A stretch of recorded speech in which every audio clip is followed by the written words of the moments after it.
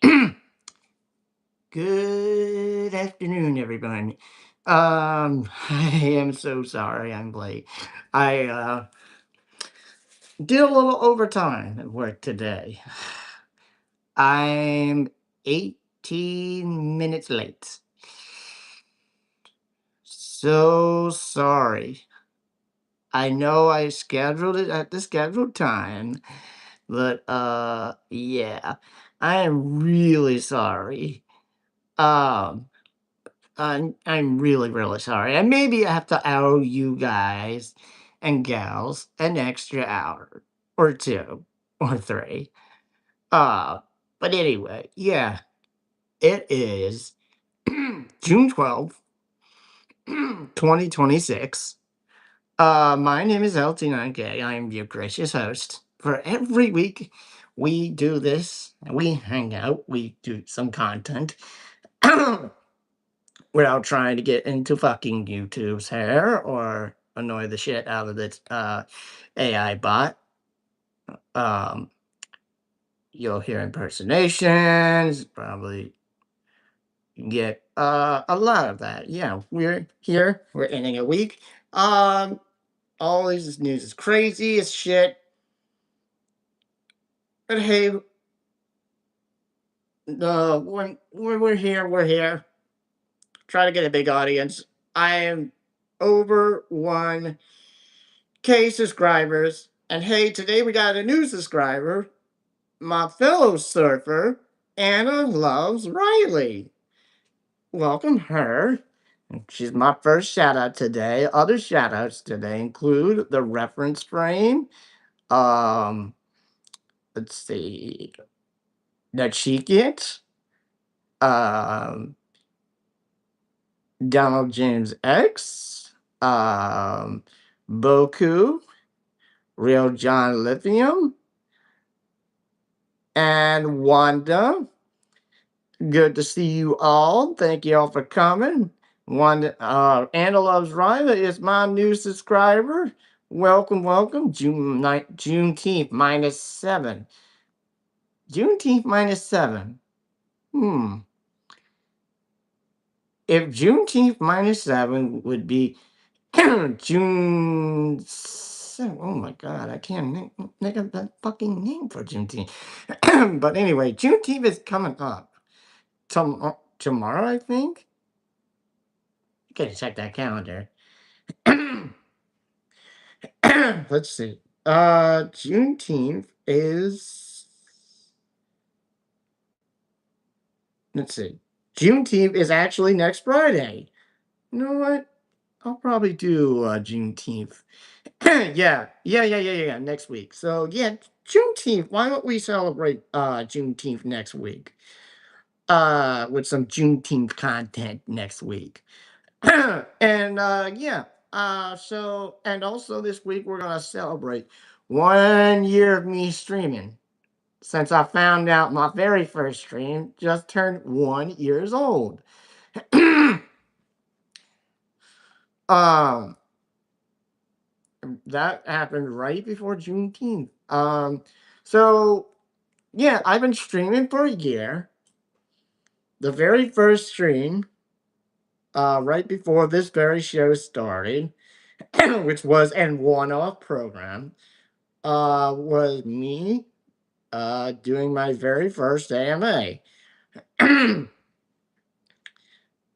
then a couple weeks later, I did my take on Jink versus Kyle, Kyle and Crystal Ball. So those were a couple of one-offs. The first show of this program happened last year, in July of 2025. So I gotta take a look at the exact date, and then I'll get back with y'all when the exact day comes. And I gotta write down write down the note on it. Then we'll celebrate the 1 year anniversary of the program. Thank you so much, Wanda. Friday the Juneteenth. Oh, wait. Friday the Juneteenth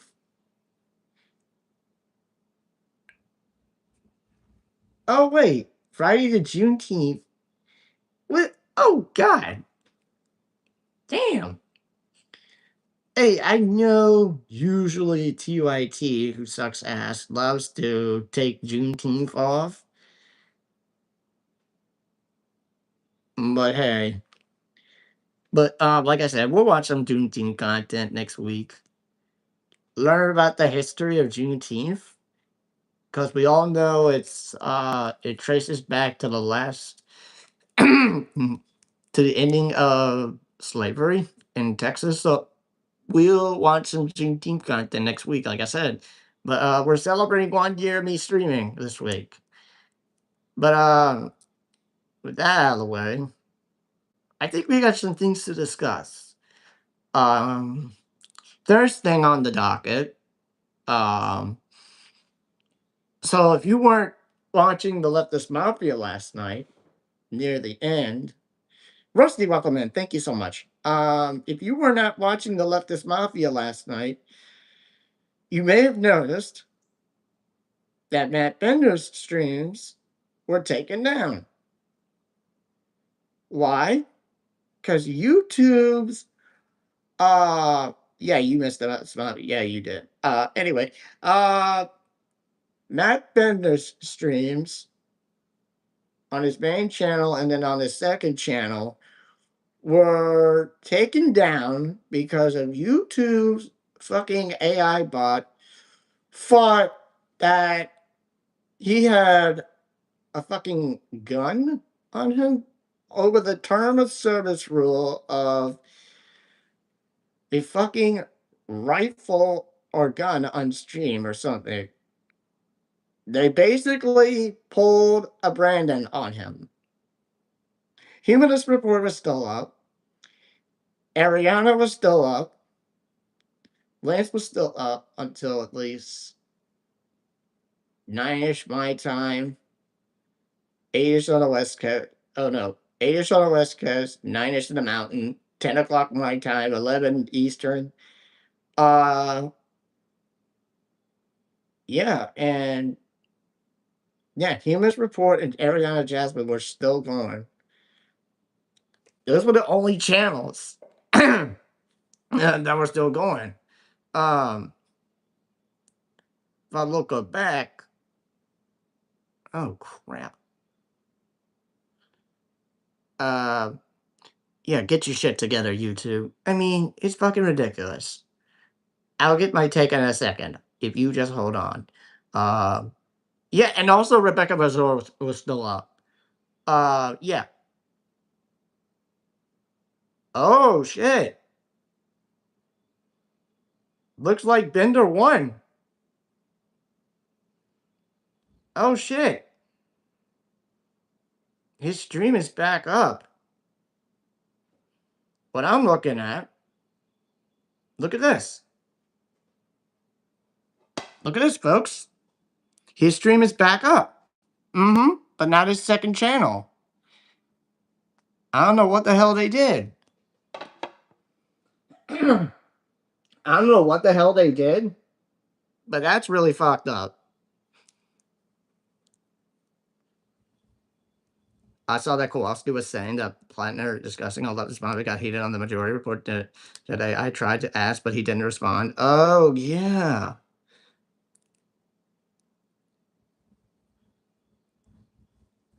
Great news. Bender seems to have some pull. Yes.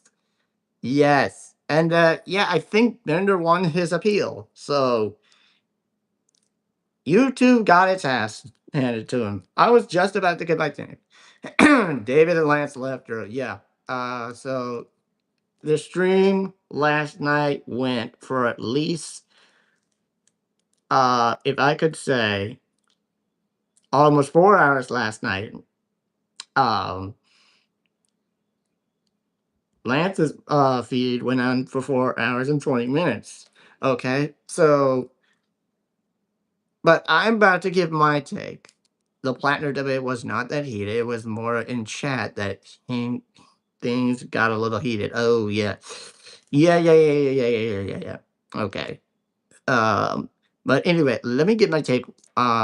Even though Bender won his appeal and his stream got put back up, YouTube, you need to get your shit together. I have told you this many, many times on this fucking program that you need to turn that fucking AI bot off. You're causing harm to many channels. You're causing harm to your subscribers. You're causing harm to a lot of your users that love that stream or put out content like myself or Matt Bender or the Majority Report or Brandon Sutton, who streams his program on both YouTube and Twitch. I mean, come on. This shit is so stupid. Yes, Ariana chat was rude. I mean, I'm odd for them. I can't tell them what the fuck to do. How the hell were they? I have to go back and review. Thank you, Wanda. I have to go back and review. Usually they're fucking calm. They're fucking chill. I had to kick out one troll last night on the search chat. I think I might have missed a troll last night on the Ariana chat. I have to go back and review. Um, but anyway, I go back and I'm gonna go back and review. Um, when I get off the air, I'll probably go back and review on the Ariana chat. Okay. Um, but anyway, but yeah, I've said it before and I'll say it again. You two get your shit together. Turn the fucking AI bot off and completely get some fucking chief engineers, to control the AI bot and have some, like some, let the channel creators have the freedom of their own, okay? But why don't you go after these channels that show guns on their channel? Why don't you go after fucking right-wing creators or fucking right-wing news outlets like Fox or Newsmax or OAN? Why don't you go after those fuckers? Oh yeah, because you love to kiss the dick of Donald Trump. It's disgusting. I can't, I don't understand. What the hell is wrong with y'all? There were some trolls in Ariana's chat. I might have to go back and review because I missed those. Damn it. I must have fell asleep when that happened. You know what? You know what? I must have fell asleep when that happened. So what I might do is go back and review. If I see those trolls, I'll kick them out.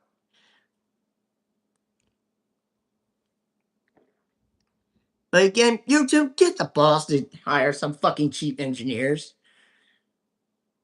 It's so stupid that you can't do that. Because you're under the ownership of Google, who has a fucking AI thing whenever you search something up. Probably some fucking AI search will pop up. It's super fucking annoying. You just want to search something up. Um, you want to just search it up, not have a fucking AI result come up. One chatter was rattled with Ariana Steak on Platinum. Wouldn't say he was trolling, but okay. I'll take a look at it. It's all good, LT9K. Okay, one. But yeah, I might have to take a look at it. I don't know when it happened. I might have to see. Might have to see. Um, was this before she left? I really don't know. Hell yeah, I'm done with the AI. I hate. Yeah, I really hate AI so much. It gets on my fucking nerves. It's taking away your jobs. It's taking away everybody's creativity. it's taking away everything. I don't know what the hell's next. I don't know what the hell's next. It's shitification. It's total shit. So now that Bender's main channel has his stream pulled back up, we're waiting for the second channel to have that stream pulled back up. We have an AI-backed candidate in Maryland we are trying to defeat. What's his name? What's their name? But anyway, that's my take. That's my take. Here's another fuck you, YouTube. Now that you got your ass handed to you again, you need to fuck off. You need to learn to fuck off and leave your creators, your users, and leave people alone. Leave us the fuck alone. Go fuck with the right-wing channels. Go fuck with the channels that have guns on them. They're breaking that term of service that features guns on their channels. You damn well know it. Oh, I forgot to say welcome in the Kryptonstein sponsor. I'm so sorry. Welcome in. AI should replace CEOs. Well, they should. I popped into Dr. Anand Hassan's Hussein's stream, and many of them had the same vibes for Blattner, calling him a literal Nazi. And I got pushed back on me when I said Blattner is the clear winner over Collins. Fuck them. Fuck those idiots. You know what, DJX? If those trolls that gave you the pushback that are calling him a literal Nazi, those are fucking, those are dumbass voters that will vote for corporate-backed candidates. Mostly boomers. Okay? Sorry to say it. And that's another one of my takes. His name is Adrian Boafo, running in the 23rd Congressional District in Maryland, AI, crypto, and APAC block. Jesus Christ. The whole trifecta of evil. You make a great point there, reference Spring. Absolutely wonderful point right there. I mean, it's total evil. Total fucking evil. I mean, we gotta stop APAC. Gotta stop these APAC crypto AI supporting sons of bitches. Vote for the right candidate. Because your vote counts. Get your ass up and vote for the right candidate. Do not, and I mean do not, vote for APAC back corporate money donating pieces of shit that are trying to, get the victory and fuck up your life. If you live in Maryland, early voting has started. Started this week. Please get out and vote. Yeah, get your asses up and vote. If you're living in Maryland, do it early. If you don't want to do early voting, want to wait till election day in Maryland, I'm gonna say again, get your ass up and vote. Autumn leaves this at Hassan's YouTube live pirate stream. I see. Yeah, I think he usually hang out there. Pull up my phone later. Anyway. But I know. Oh, There are a lot of deeply unserious people in lefty social media and chats these days. Sadly, they're not worth engaging with. Yep, they're really not worth engaging with. I don't want to waste my fucking time with those people. I I don't want to waste my fucking time with trolls. Not to be wasted to debate with. They're not really, you know, they're not really debatable, okay? They're right-wing assholes that are gonna go on lefty fucking YouTube channels and, give shitty talking points, and then it's not worth it. It's not worth it. You may think it's worth it, but it's not. They're just gonna go on and on and on and on and on and call us lefties fucking Nazis when they are the real Nazis. Half of them are bots. Yep. You guys notice anything weird with Google search today? At least on mobile, I feel like I'm going insane. Everything is bigger and the search results are extra crap. I have not. I have been at work mostly of the day. I have not seen anything fucking up a Google search today. I kept asking people, "What is your solution not to vote or to vote a cons?" What did they say? What did they say? Did they say some stupid shit? The best approach is to confront them. Yeah, if they can't be if they can't be confronted, if they keep going the same fucking talking point, I'll add this to my take, John and DJX. If they just can't be confronted that easily and they give you the same shitty talking point, that's where you have to, walk the fuck away. It's not worth it.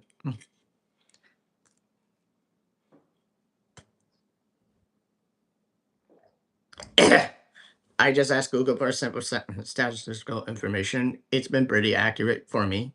Oh, at least a fourth of these people would say they would rather vote for Collins. Fuck them.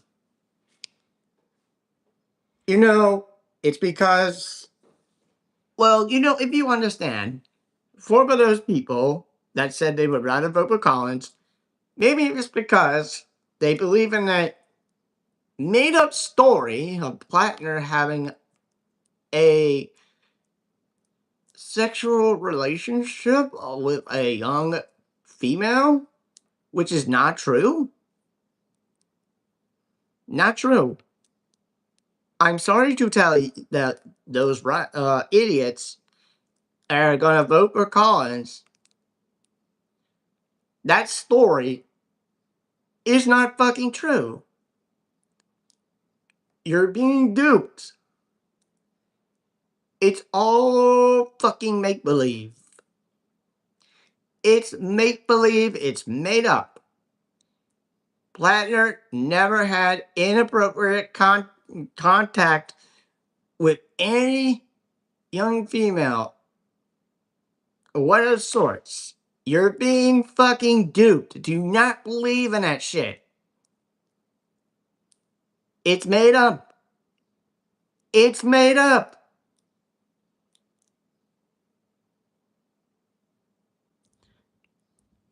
But to those who believe that shit, you can go fuck yourself. And if you're going to vote for Collins, go fuck yourself. That if you're living in Maine and if you're watching me, and if you decide to say, you know what, I believe in that false ass story of Plattner, you can go fuck yourself. Because that shit ain't true. That shit is not true. Again, made up. We need to get Haley Stevens and all her APAC cash out of the Senate, hoping to replace her with Abdul El Sayed. Dude seems like a badass. Yeah, yeah. Please get her the fuck out. Get Abdul in. Dude is total badass. Vote for Abdul. I think Haley Stevens is from Michigan. If you're in Michigan, vote for Abdul El Sayed, the badass candidate for Senate that will represent Michigan and will anybody, kick all the asses of APAC back politicians and or candidates running for Senate in Michigan, especially Haley Stevens. He has my vote. Absolutely. Yep. Think you're making the right choice. And I do hear he is badass. Just like Zoran is badass. You know, like he had the fucking balls to host a Knicks watch party during this week when, you know, Trump's stupid ass had to go to one of the fucking NBA Finals games at Madison Square Garden. He got booed, and most of the time, he fell asleep. What the hell is happening? What the hell is happening? I'm going back to sleep now. Do not wake me up until the game is over. Let me go back to sleep. I heard he cured the Knicks Trump curse. Ah. Mm-hmm. Mm-hmm. Well, you know what? He actually did a good thing. Actually did a good thing in healing that Trump Knicks curse. Even though they lost that game on Wednesday night. Wait. Tuesday night? Tuesday night, I think. And then last, I think, no, not Wednesday night.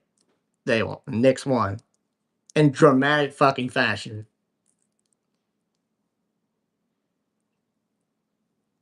And I think they're supposed to play tonight. So yeah. So that's what's supposed to happen. But anyway, I don't know what else to say. But yeah, if Dr. Sayre wins the Senate, that would be another W for a Hassan endorsement. Exactly. Exactly. And there will be another L for MAGA. It will be Trump crying his ass on fucking live social about how a little Democrat and socialist kicked my ass today, and now I gotta go cry on live social. All caps. This is why I stay up till 5 in the morning on live social, and I never get my sleep. This is why I fall asleep during the day. I absolutely cannot keep myself awake. I'm nearly 80 years old. I'm supposed to turn 80 on Sunday. Oh, and speaking of Sunday, that UFC circus of a shit show is supposed to happen. But, here's the big but. Here's that big but. Mother Nature has other plans. Hold up, I'll get back to this in a second. Suddenly Hassan's endorsements will become the golden touch, thus making him more dangerous to the Israeli lobby. Yep. Yep. If Hassan's endorsements all kick ass, um, Israel is surely fucked. MAGA is surely fucked. And then Benjamin Netanyahu is certainly fucked, and he will go to jail. No matter what. And then Mike Johnson will be kicked from his House leader seat, and he will be impeached. And Donald Trump will be fucked. Trump will be impeached. So will be, Mr. Couchbucker. Every fucking single one. And then there would have to be a special election, no matter what the fuck happens. Yeah, but keep your fingers crossed. And Celea. Yep. Okay, back to what I was talking about. Speaking of Sunday, since Trump is supposed to turn 80, since he was born in 1946, um, so this year he's supposed to have this big shit show circus from UFC on the White House lawn. Yeah, that's what I was about to say. A 90% chance of thunderstorms on Sunday in DC. So Mother Nature has other fucking plans for this whole event. That's because if they cancel, Trump's birthday is so fucked. Even though their asses are gonna get bit by bugs, and they, they're gonna be scared as hell. Cage match in the rain? Fuck yeah. I mean, yeah, but UFC's gonna fucking cancel it like they're a bit like the bitches they are. The little pussies that they are, should I say. Mm. The shrimp food would be awesome in that race. Would be awesome, but shit. Mother Nature will give a big fuck you to Trump and tell Trump, happy unbirthday, go fuck yourself. And this is your worst birthday present. For all the fucking lies you have ever told, here's your worst birthday present. Some fucking rain for your fucking UFC circus. I'll take small one.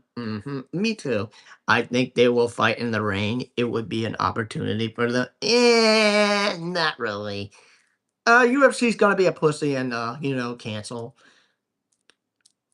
And yeah, it's gonna be a waste of fucking money. They're gonna take the whole circus down, and Trump's gonna bitch and whine and cry.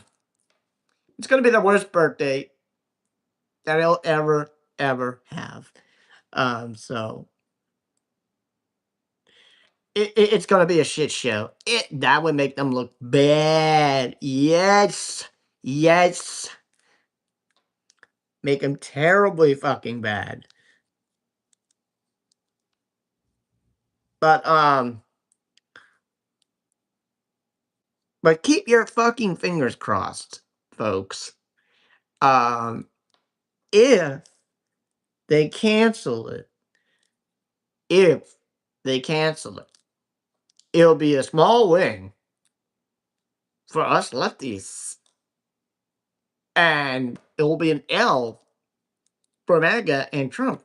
And the worst birthday that he'll ever have. They must fight in the rain. The people demand it. Not really. No. Hell no. Next day, Trump declares war on the clouds. Oh my god. Um. Shit. Let's see. Uh-huh. The Rainmaker. Um. Hold on.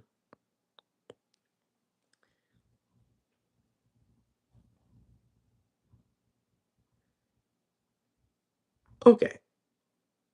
Um. Yeah. So I really think UFC is gonna be like, you know what? Fuck this. We're done. We're gonna cancel it. Sorry, Mr. Trump, but your fucking birthday is a waste of piece of shit. So we're not gonna fight. We're not gonna do this. I'm very sorry. So yeah, have a very bad birthday. Why don't you sit in your fucking bed and cry like a little bitch and shit your diaper? Okay?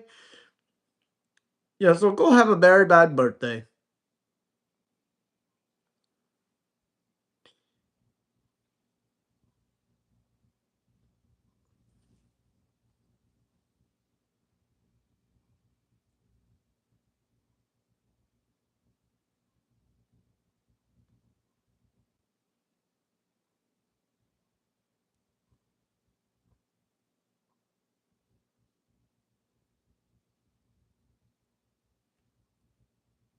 Hold on.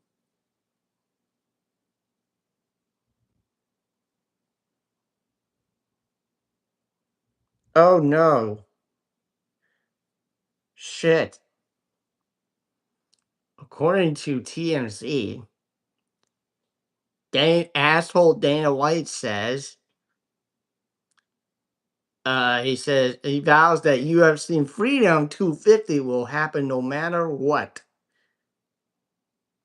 You fucking kidding me? So you're gonna fight in the fucking rain? Yeah, good luck being wet as hell. Good luck being bitten by bugs. Did you hear Rubio do that ad for UFC about talking about American exception and so on? He kept sticking to new levels of humiliation. No! Ah, shit, I missed it. God damn it. Ah, I heard, yeah, I know it was on Majority Report today. Ah, damn it. I must have missed it. Son of a bitch. Ah, son of a bitch, I missed it. Oh boy.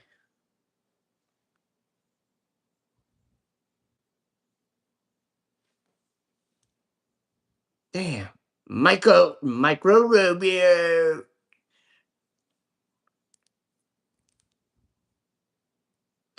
Oh boy, fuck. Yeah, I totally missed this. I really totally missed this, John. How the hell did this happen? American exceptionalism talk at the USC. I don't know how the hell this happened. I know somebody is saying that the majority report covered this today. I will have to check out the clip if or when it comes out. Um, right after I go back and review the Ariana chat from last night. Um, okay. Um, how about this? Let's do let's do something. You know, we're gonna do some content that I didn't provide y'all last week. I'm so sorry. Um, because I haven't been doing that for the past 2 weeks. Um, I don't know if y'all saw this, but this has been a humorous report.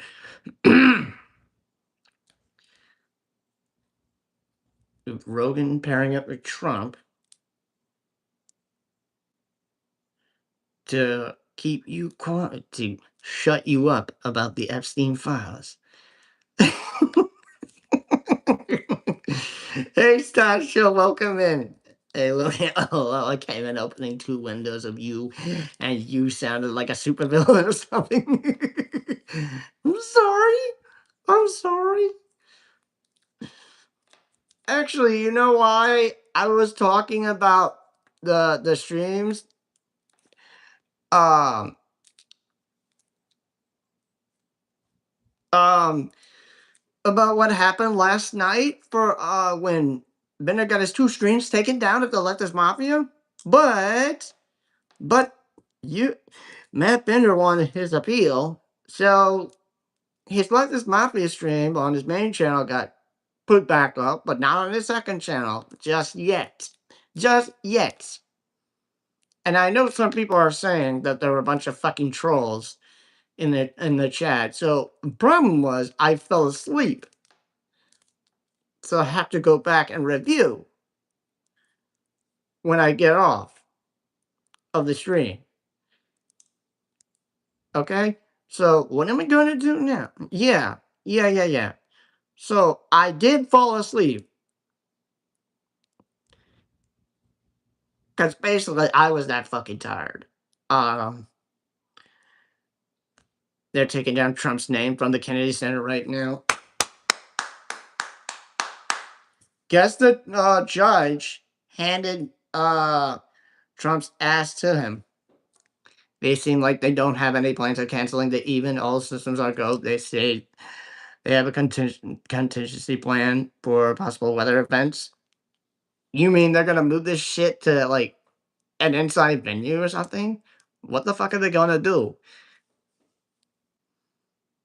Pip got a renter trial and infestation yesterday. It was weird to have an hour. You know what? I'm sorry. I can't do that on the Thursday night. I know I make Thursday nights exclusive to the Leftist Mafia, okay?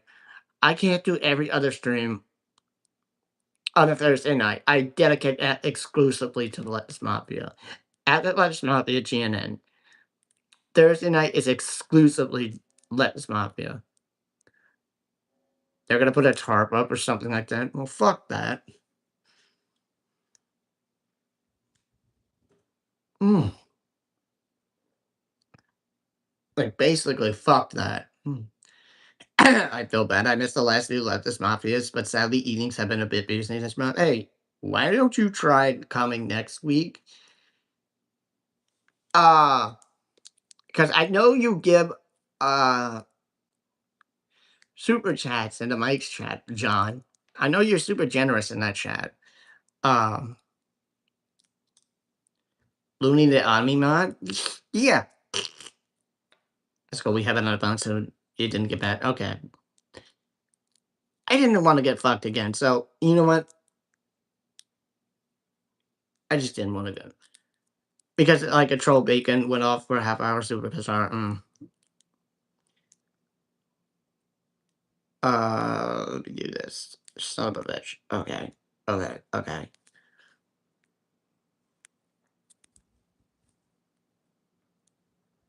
I really have not provided you any content or anything.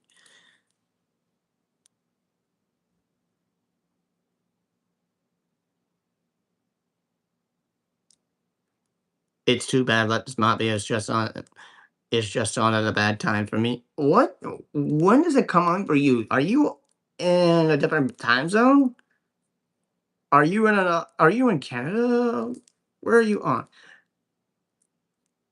It's where I can catch it. It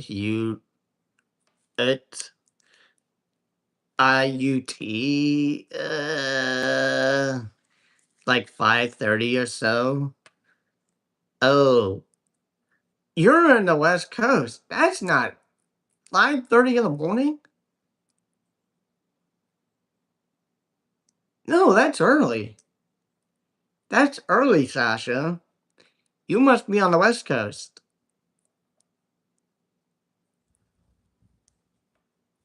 That's not late. Yeah, 5:30 PM Pacific is not late. That's early. So I'm usually like doing family stuff. Oh, hmm. Okay. Everyone's schedule is different regardless. Things like making dinner. Oh, well, tip. You could tune in like at the end, Sasha.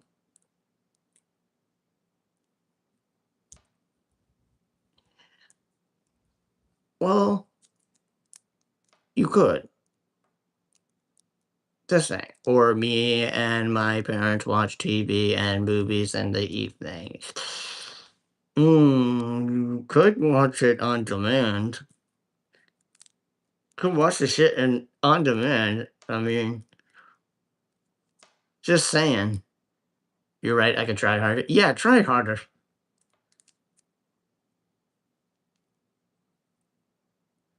I don't think I've provided any content for y'all in the last few days. So we're gonna watch something from the Humanist Report real quick. Even if I don't hang out about this movie, I always get the listeners are like, "Yep," which counts. Okay, okay. The family time is important. That's true. But if your family is MAGA assholes, that would not be important. Sorry. Okay. Now here's what I wanted to do. I wanted to play something from Human Report until I got fucking distracted. So I'm going to silence my notifications real quick.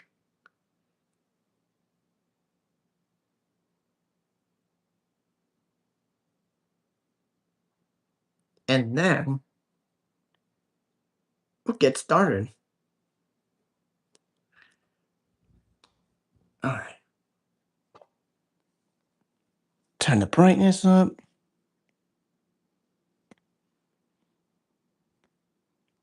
Oh, unfortunately, they're like dim socials. Ah, okay. Nice. All right, let's get started.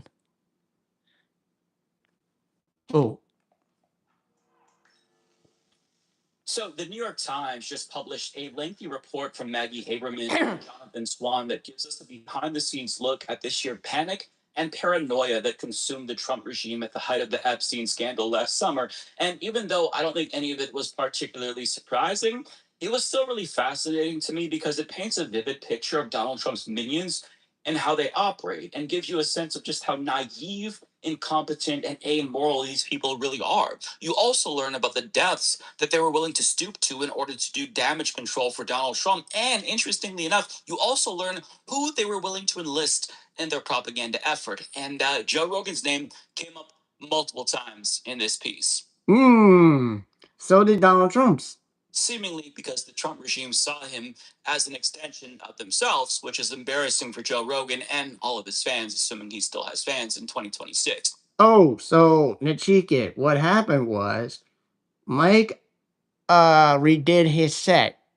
Um he took down the TVs and he redid everything for his set. So what you're seeing is a plant right here. You're seeing this entire brick wall and this wall right here. And then you're seeing most of these books right here. Okay. And on the bottom is his own book. Uh and then the other book from Jim Bartella, Fuck Billionaires, that's on the top shelf. Okay, so yeah, basically he remodeled his own studio. Ah, thanks. Oh yeah, his background is different. Yep. Different than the one that you used to remember.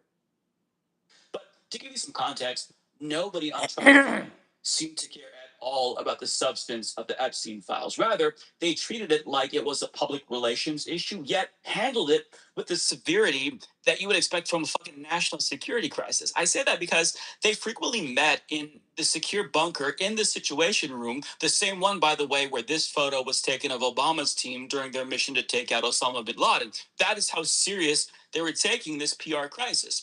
And I think that that context is important because it speaks to how important Trump's reputation was to them.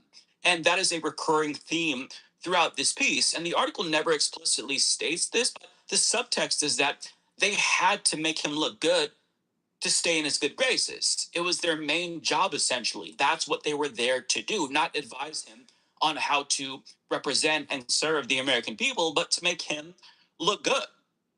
It's embarrassing. But these meetings, they were embarrassing for a different reason because they were cooking up devious scheme after devious scheme to placate the MAGA base and get the public off of their backs. And that's where Joe Rogan's name came up. So then Deputy Attorney General Todd Blanche recommended a searchable database for the Epstein files. Yeah, he just got appointed as I think Attorney General or somebody else I think got just got appointed by Trump for Attorney General. Which they did eventually create, even though the earlier version was scrapped. And we never really knew why they created the database, because some of the things in that database was genuinely damaging to Donald Trump. But the goal was to flood the zone, as we now know. Haberman and Swan explained, quote, the conversation turned to how these files should be released to the public. The idea already in the works was to put all Epstein-related material on a website. That way, they could overwhelm the magosphere with far greater volumes of real information in the form of a huge database. They plan to release it all. Well, hold on. So we're gonna go back here and look how many redactions are in these fucking files. Count them all. Count them all. Count how many fucking redactions are right here in these papers. And it's part of the fucking Epstein files. Can you guess how many redactions you see on these fucking papers? There's like a billion. A billion redactions. All thanks to fucking former AG Pam Bondi, Joe Rogan. Yep, Joe Rogan's name. Redacting his name, who's on the Epstein files so many damn times, especially next to Donald Trump's name. Yes, Rusty. Joe Rogan. How much ink did they go through? Jesus. Yeah, they put a lot of fucking ink into these redactions. So fucking sad.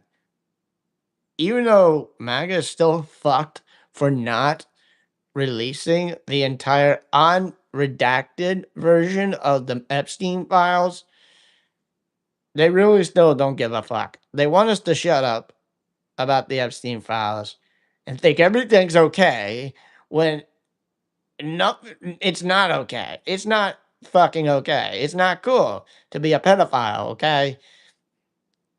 We don't need to protect pedophiles anymore. 1 trillion. Thank you. That's what the fuck I was looking for. That's what the fuck I was looking for. They could overwhelm the magosphere with far greater volumes of real information in the form of a huge database. They plan to release it all. Blanche could then appear on Rogan's podcast to promote the transparency from the White House. Look how disgusting he is with his bald head. And guess who's next to him? RK Jr. And these two fucking idiots. And old ass Trump is sitting there with a fake ass smile. It looks like he's about to go to sleep.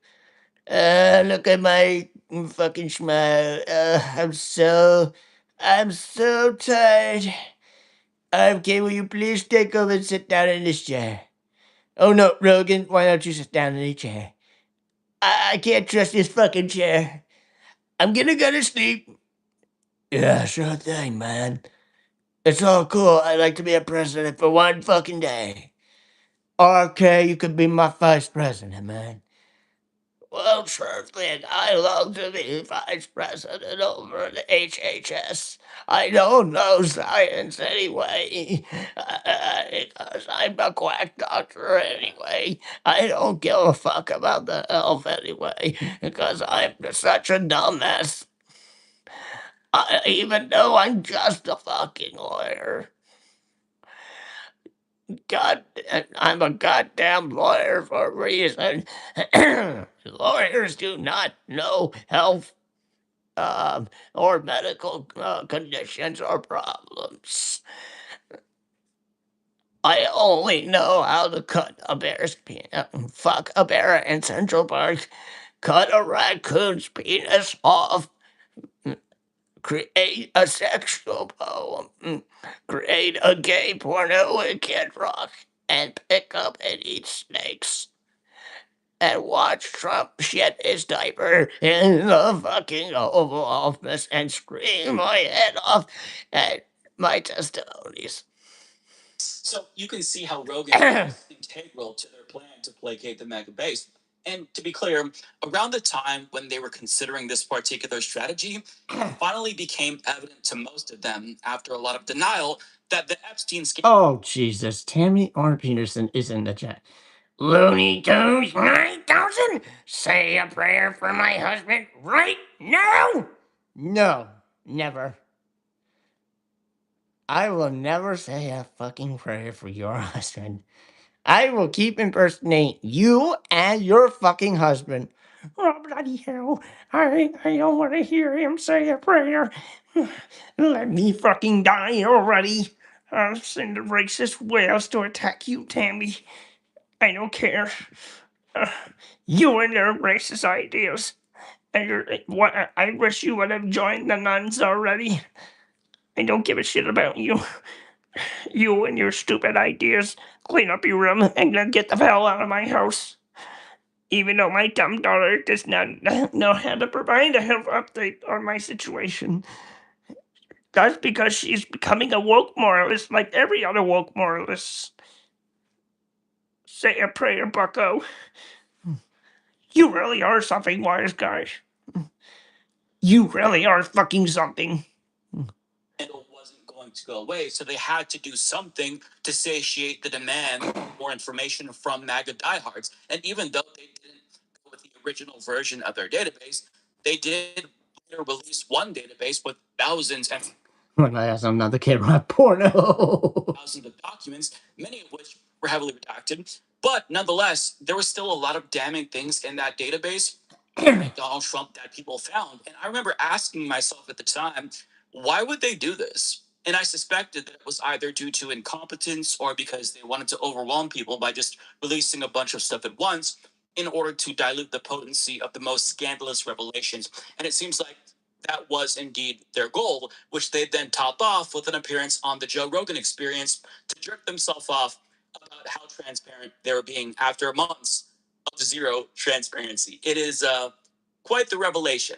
But the question is, was Joe Rogan willing to let them use him to shield themselves from fury over their handling of the Epstein files? Would he actually try to help them clean up the mess that they made? And it seems like the answer to that question is yes, although to be fair to Joe Rogan, he did have some conditions. So, at a different meeting, the authors explained the vice president once again pushed to release as much of the Epstein files as Oh possible. my God. And with an eye on the public messaging. Oh, don't I look ugly? Don't I love the fuck couches? Oh, God. I'm gonna make a date to get on Joe Rogan's podcast since I don't even love to do my job and get my ass on podcast and then go back to fucking my couches. Okay, anyway, this is part of the New York Times article. The vice president once again pushed to release as much of the Epstein files as possible, and with an eye on the public messaging, he proposed that he should be the one to appear on Rogan's influential podcast, The Rogan Experience. Vance just gotten off the phone with Rogan, and he later told others that Rogan said he wouldn't have Blanche on his show, but would take Vance. Very fucking interesting. He proposed that he should be the one to appear on Rogan's influential podcast. Vance had just gotten off the phone with Rogan, and he later told others that Rogan said he wouldn't have Blanche on his show, but would take Vance. Vance argued that if he were the one to appear on Rogan's show, then only a part of the conversation would be. I'm talking on the mic like I like to kill the Pope and all the old people. About Epstein. The rest of the interview, he told the group, could be about the president's recently passed legislation and what it would do for working families. In other words, Joe Rogan agreed to work with the Trump regime's cronies to help them do damage control and help them survive the Epstein firestorm. So he was willing to be a de facto state TV propagandist at their beck and call, which calls into question, of course, his independence as a commentator. Sure, maybe he'll criticize Trump here and there with the kid gloves on, of course, but this report exposes him as a regime lackey who's willing to play ball in the event they need his platform to bail them out of a tough situation. But to be fair to Joe Rogan, JD Vance didn't end up back on his podcast in 2025, to my knowledge. So the plan to explore. Oh yeah, Vance met the Pope, and then why? I forgot. Well, yeah, he did meet the Pope. He killed the previous Pope, and now look at Pope Leo. He's the Pope. His platform for damage. He's the Pope. seem to have fallen through. And the woke vote. I do think that there's two possible reasons for this. One, Yeah. because Joe Rogan actually came to his senses, maybe, and realized that it was a bad look and downright immoral to run interference for a regime embroiled in a pedophile scandal, which is a possible explanation, seeing as how he platformed Cash Patel a couple of months earlier, and Patel's lies about the Epstein files did not go well with Joe Rogan's audience. They fucking hated it. So if that happened again, Joe Rogan could potentially jeopardize his own integrity with his grabbing audience. But the second possibility is that Rogan might have thought that it would be a little bit too obvious what he was doing if he brought on the vice president to try to do damage control about the Epstein files. And maybe he thought bringing on somebody less close to the regime that would still downplay the Epstein files no less, would be more subtle, the more indirect way to get the message across. Now, I don't know what the answer to that question is, but regardless if Joe Rogan came to the rescue or not when they wanted him to, he has helped to sanitize the image of Epstein's associates, either wittingly or unwittingly. I say that because Joe Rogan's own fans started to notice how he kept platforming people in the Epstein files. Peter Attia, Peter Thiel, Reid Hoffman, Lawrence Cross, not to mention Elon Musk and Trump himself, and the American Redact YouTube channel pointed out these bizarre decisions in a video that they published in February. So now that people have had a few days to digest the millions of emails and documents linked to Jeffrey Epstein, it's now starting to appear that Joe Rogan's had a lot of people on his show that are now confirmed to have been closely linked to the predator and criminal himself. Joe Rogan's platformed more than 9 different people and counting at this point, who were named in the files sometimes thousands of different times. It all certainly raises more than a few questions. Now, to be fair, Joe Rogan platformed these who were named in the files sometimes thousands of different. Okay, here we go. These are the people that is connected to the Jeffrey Epstein experience. If you're ready, here we go. Number 2054, Elon Musk, who just became the world's first trillionaire. Oh, fucking boy. Number 1961, Peter Attila. Number 1743, Stephen Baker. I don't know who the hell he is. Number 938, Lawrence Cross. Number 1469, Adam Perry Lang. Number 1228, evil as hell, Barry Weiss, who's fucking up CBS, and soon is going to fuck up CNN once this Paramount WBD merger is cleared. Number 2190, Peter Thiel, as you may remember, he's the guy behind Polymarket with his Polymarket deal with TYT to rename the TYT studio, the TYT Polymarket studio. They had to deal with them until that shit fell apart. Live from the Polymarket studio in Hollywood, in Los Angeles, or broadcasting live from the Polymarket studio. It's the Young Turks. Who's Kitchen is clearly read about open heart surgery. uh, yeah, it is clean. I mean, I'm not a film person, but that's like OCD clean, bro. Yeah, it is. Jesus is a Marxist, MAO, commie, woke, leftist, out and tape. That's actually true. Oh yeah, the SpaceX IPO. Oh, okay. And one more. I forgot what the last one. The last and final one, number 2219, Donald Sleepy Donald Trump. Stephen Baker is a blast from the past. I think he's a psychologist also. Yeah, I think he's a psychologist.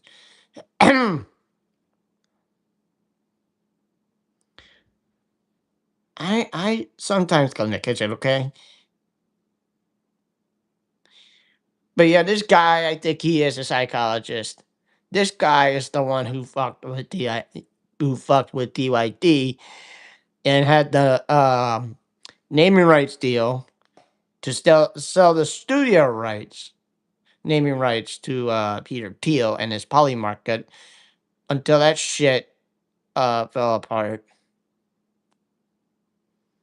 Um, so Peter Thiel is an asshole, and Barry Weiss, as you know, is fucking with CBS, and she's gonna fuck with CNN. Once this WBD Paramount merger is gonna be approved, as we know, fuck Paramount. This is not LT9K's real home. He just breaks into a random house every day. So, no, I don't. Are you giving me a fucking hard time every Friday so he can stream? No, I don't. This is my fucking studio. But anyway, yeah. So these are the people that are connected. No, you're good. But anyway, these are the people connected to Jeffrey Epstein. Times, it all certainly raises more than a. He's this guy, Joe Rogan. If you remember back in the day, Joe Rogan used to host Fear Factor. But now that he's an asshole, his episodes of Fear Factor are no longer available. And he's now also behind UFC. He's like one of those hosts for. He's like, I think he's a host for UFC or something. Fuck him. Question. At least there, Joe Rogan platformed these guests before the height of Trump's Epstein scandal. But with that being said, there was already ample evidence when he interviewed these guests that they were indeed implicated in the Epstein files in some way, shape, or form. Yet, as American Redacted explains, Rogan went out of his way to run interference for them anyway. When you were introduced to him, how was he described to you? He was described as one of the smartest tax people in the world. Interesting. And I probably was my moral weakness that well, how could you found back then? He'd never been arrested. And this was. Oh, he one of the commentators for UFC. IRC. Okay. 2014 was post-arrest. So his arrest was the first arrest, right? It was like 2007. Okay. I'll learn this. Oh, Rogan doesn't even think twice before making excuses for Thiel, saying that he knows a lot of people who were tricked by Epstein, instantly letting Thiel off the hook. But Yep. he always said, good job, good people. Well, he's shutting it down. And Epstein gets arrested the second time. You're like, ugh, well, there you go.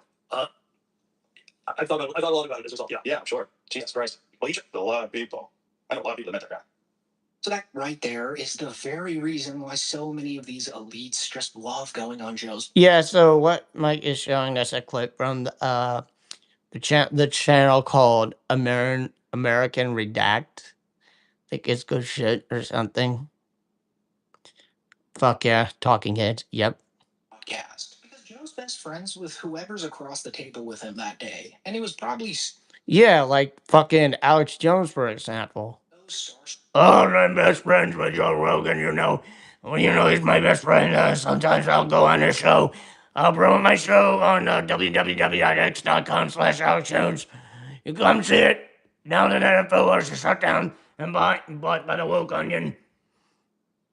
And but that woke comedian who's impersonating me. You know, because I'm so pissed off I lost my case. I gotta run Looney Great Show. As always, have a great Friday, y'all. Thanks for stopping by, Boko. Thank you. But anyway, now I gotta concentrate on my new Alex Jones show. No longer on the Onion. His connections that he never to second guess the guy on his relationships with Jeffrey. Oh, that's a good Jones impression. Thank you. Epstein. Believe it or not, Joe's literally platformed Epstein's personal chef, Adam Perry Lang, who worked for Epstein for 4 years straight back in the late 90s. Oh. Private jet to cook for him at Epstein's very or not Joe. Wait. Hold on. Personal chef, Adam Perry Lang. So this guy was Epstein's chef? Holy shit. I did not know about this. Nobody actually knew about this. Worked for Epstein for 4 years straight back in the late 90s. Rogan knows damn well they are Epstein conspirators. Yes, he damn well knows that, but he can't even acknowledge the shit. Flying with him on his private jet to cook for him at Epstein's various different properties. Aha! Including the infamous Epstein Island. And this was all public information prior to that podcast. So it was pretty strange that Joe didn't bring that up once. There was even an article written about it. Yeah. Now, to be clear, no. Epstein Island. And this was all public information prior to that. Let's go back. Let's see this one more time. It's pretty strange that Joe didn't bring that up once. There was even an. Oh, see? Now, this is the article up from Up Rocks Fire, which is that the headline that reads Joe Rogan's most recent podcast guest and the lack of questions about his past have raised some eyebrows. And this was from May 6, 2020. Article written about it. Yeah. Now, to be clear, nobody's accusing Joe Rogan of any wrongdoing, but if he was already. And you know one of his critics is the Vanguard, Silly and Billy.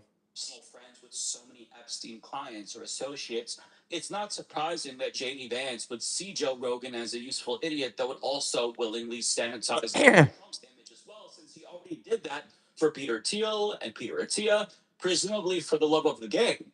And what's even more embarrassing for Joe Rogan is that Jaden Vance also floated the idea during one of these meetings. For the love of gay. Yes, it's Pride Month too. Oh, yeah. So he just said for the love of gay, since, yeah, it is Pride Month. Happy Pride Month, y'all. Ghislaine Maxwell, seemingly so that way she could publicly clear Donald Trump of any wrongdoing, as if we would believe anything she had to say. Now, there's no confirmation in the article that Vance actually made contact with Carlson about this particular interview, but as we now know, Carlson has fully broken with Donald Trump, whereas Joe Rogan, to this day, has not, despite criticisms that he may have of the regime here and there. So if Tucker Carlson, a paid propagandist for the right, is going harder against Donald Trump than Joe Rogan, who's ostensibly independent, what does that say about Joe Rogan? I think it says that he's not independent. He's not neutral. He's a right wing stooge for all intents and purposes. And I think that he should feel deeply ashamed now that we all know that this far right fascist regime thought that they could use him for their own purposes. That is deeply embarrassing. But the stuff is just the tip of the fucking iceberg in this article, because there was an active effort by the regime to gag right wing podcasters who were still pushing for the release of the Epstein files, including the late Charlie Kirk. The right wing podcasters like fucking Joe Rogan and Tim Pool and Candace Owens and Alex Jones, for example. Continue on July 12th. The president took to Truth Social to defend Pam Bondi. The Dow right now is over $50,000. I don't know why you're laughing. This is why I got fired from my position as the Attorney General.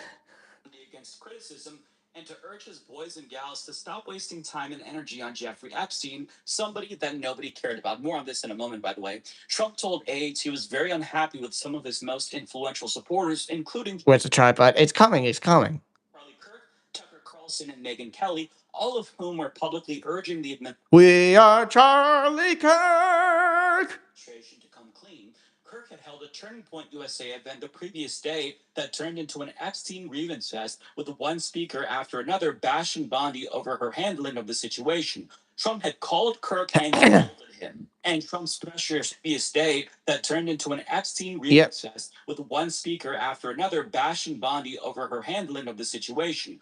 Trump had called Kirk and scolded him. Yeah, this is why fucking Erica Kirk has turned into a fucking creepy as hell piece of shit. And yeah, and this is why she's got a fucking hat on, and her, she's mentally disturbed by now.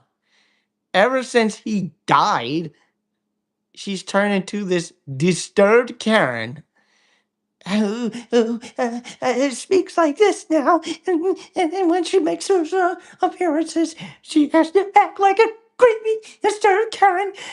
Always has to control her anger, and I'm sorry if you're getting dizzy. It's getting, I can't control my anger. Oh my God, I mean, my husband.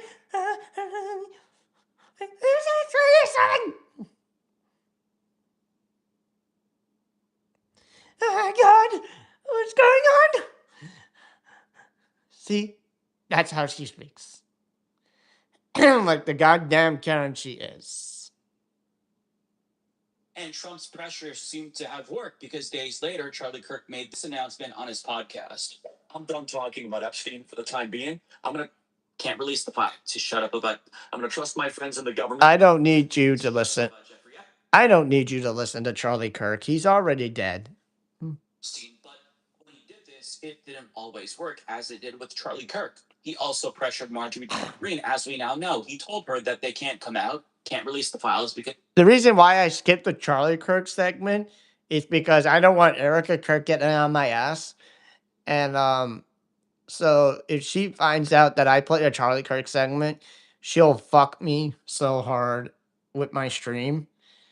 And then she'll like, go ahead and say, "Oh, this guy, he's talking about my husband, so I must take his stream down.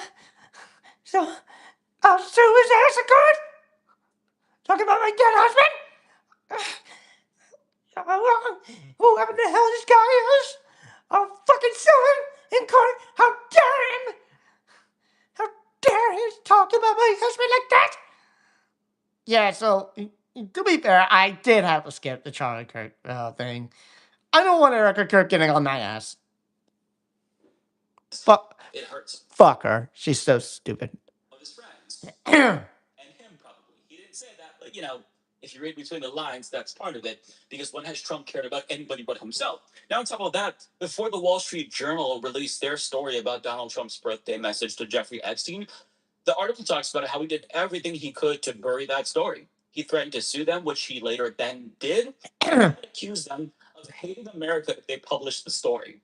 And what was so That's what he said. Was the tension between Donald Trump and his lackeys when it came to how this should be handled, because Trump's cronies, including JD Vance, they wanted to just rip off the band-aid and release it all so that way they could put the issue to bed, but Trump wasn't having it for reasons, we'll say. Now the I don't want it all out. I want to keep secret, so shut the fuck up. If you put it out, you are fucked. It's like what he's saying to JD Vance. So like, she just like, put the damn things out, and then, we can put the shit to bed. And then Trump's like, no, I don't want it all out. I don't want the unredacted version out. Keep the redacted version out, so if I could shut the hell up about the Epstein files. I don't want it unredacted. I want them all redacted. I want to cover my ass up. Especially all my friends and Jeffrey Epstein. Talk to the woke Democrats. It used to be Democrats, now it's Democrats. The do nothing Democrats. That's right. There was one major obstacle in the path of a solution. The president himself still had no interest in transparency. He wanted the whole Epstein issue buried. I'm sorry. Oh, hold up. I'm sorry. Look at his face. Do you see these bags under his fucking eyes? It looks like this is the whole thing about him falling asleep. Look, this is the whole example of him falling asleep during the day. This is why he stays up until 5 in the fucking morning on True Social, or should I say Live Social, and never gets the good sleep that he needs. Like 6 to 7 hours of sleep. You're nearly 80 years old and you look like a fucking orange moron, and you have bags under your fucking eyes, and you can't even get the good sleep that you need because I have to be up until 5 in the morning on Live Social. Okay? Leave me the fuck alone. I'll go to sleep at 5 in the morning so I can sleep during the day and not get some good sleep. I don't need to be up during the day. Okay? Let me be up till 5 in the morning. Napping, and anyone who mentioned it, his staff largely avoided the subject in their conversations with him, forced to worry among themselves. Yeah, because I'm assuming it was a bit of a sore subject for him for reasons. And if you'll remember, he tweeted about how it was a hoax, and anyone of his supporters who were still chirping about Epstein were past supporters. Bad supporters. Voted for him if they wouldn't shut the fuck up about Jeffrey Epstein. Shut the fuck up about Jeffrey Epstein. It's been talked about it many years. They could, even though every single thing he was doing was making their jobs harder because it was so fucking suspicious. Like he was acting in a way that somebody who's guilty would act for reasons. But no matter how hard they tried, they simply could not thread the needle in a way that would satisfy both Donald Trump and his base, given his defiance. And trust me, they tried really, really hard. Todd Blanche, for example, was the one that came up with the idea of calling for the release of grand jury testimonies in the old Epstein trials because that wouldn't necessarily yield any new information that would damage Donald Trump. And on top of that, it would be pretty difficult to get the courts to unseal that information, which Todd Blanche hoped would happen because then he would be able to shift blame from them to judges, ideally Democratic ones, Yeah. to deflect culpability, right? So that was the situation. But unfortunately for his case, Trump's been, on a losing spree with the judges. Like, for example, like Reverend Sprain said earlier, that his name is being taken down on the Kennedy Center, so his ass got handed to him.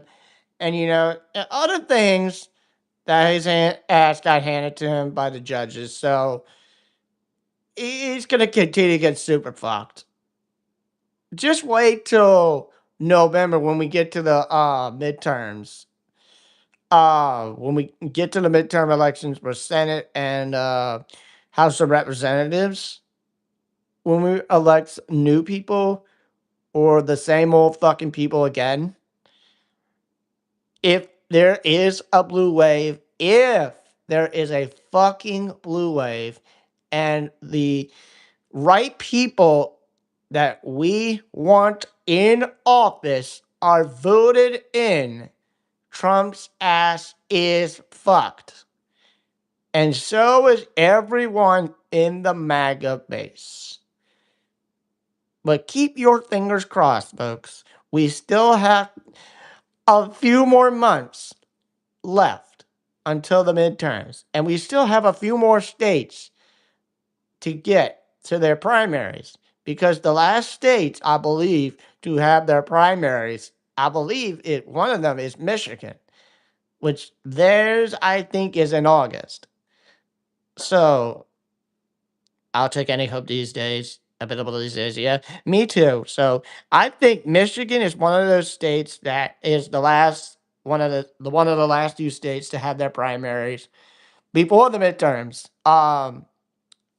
Yeah. So once we get past August and the last states to have their primaries, we'll get ready for November. When November comes, keep your fucking fingers crossed. Get your asses out there, vote, and we'll see if the blue wave does happen. But if we get another red wave, we're super fucked. But we got to have that blue wave. We'll see in November. We will see. We will see. But again, keep your fucking fingers crossed. Keep your fucking fingers crossed.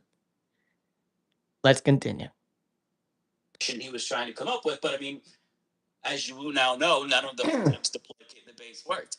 And behind the scenes, they were all losing their fucking shit over this because it was almost impossible to cover this up and because Donald Trump was making their lives hell. And I'm glad that he did that, but it's just gross that they're still complying and trying to do this. Now, the article explains how, in spite of their bravado, it was paralyzing the regime behind the scenes with his cronies forced to try to reconcile this dispute between him and his own base. And things got downright heated, where it really started to set in that this was not going to go anywhere. And it culminated in Dan Bongino going off on multiple people within Trump's regime. Oh and the boy. article paints Bongino as probably the most savvy, dare I say, reasonable person, albeit for self-serving purposes. But I just want to read to you an extended excerpt that shows you how scorched earth he went behind the scenes. Creepy Eyes Cash Patel. So during a confrontation with Pam Bondi, they report that Bongino said, "You fucked this thing up from the start." Bongino yelled at. Oh yeah, this is their secret conversation when they're not in front of the fucking cameras. Pam Bondi. The way you. I'll read it again. That dumb fucking charade with the Epstein files, that they're on my desk nonsense, all the promises to the folks out there. Patel and Bongino both subsequently told the White House official that Bondi needed to resign. And it's embarrassing because that they're on my desk. Okay, so this is what was said.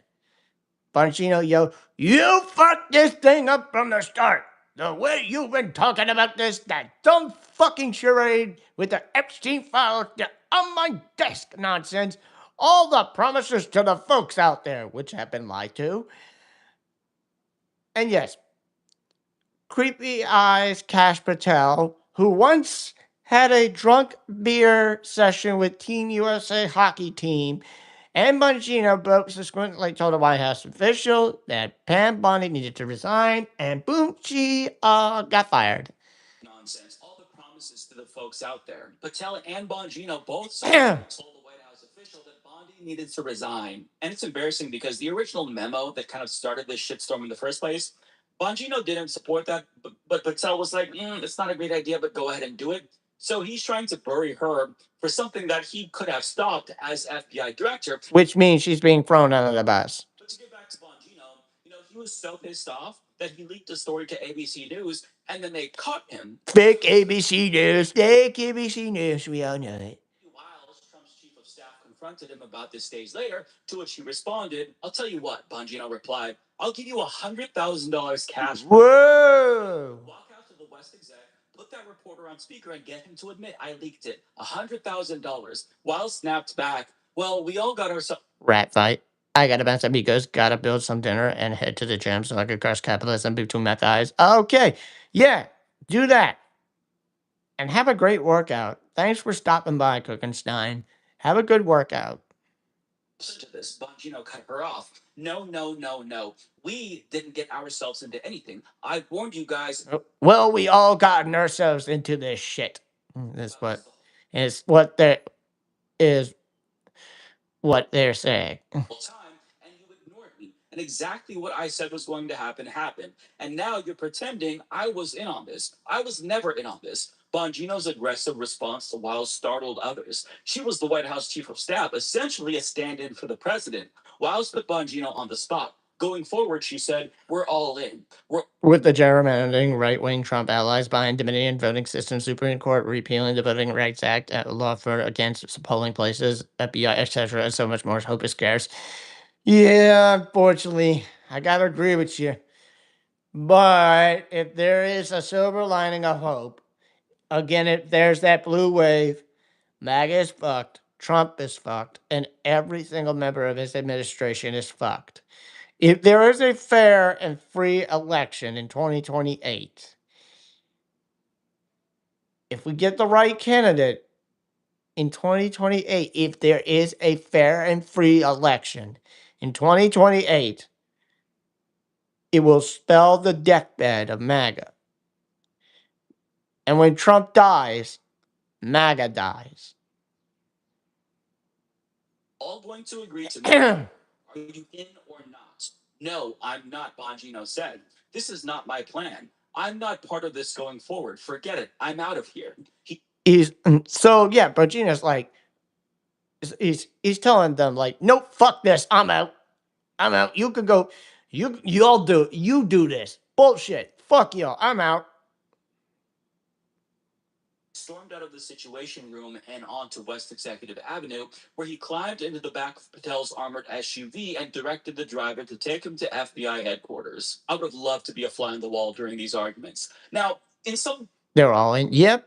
ways, I'm sympathetic to Dan Bongino because it's true that he was one of the people who tried to warn them. Susie Wiles was one of these folks that was like, listen, this is all going to blow over. This Epstein thing is not really a big iceberg. Weathered so many other storms, so he's going to weather this storm. Big Cat, my wonderful mind. Hello, hon. How are you? And Bongino tried to convince her that that's not actually the case. This is a scandal that's different and could harm him, but they didn't listen to him.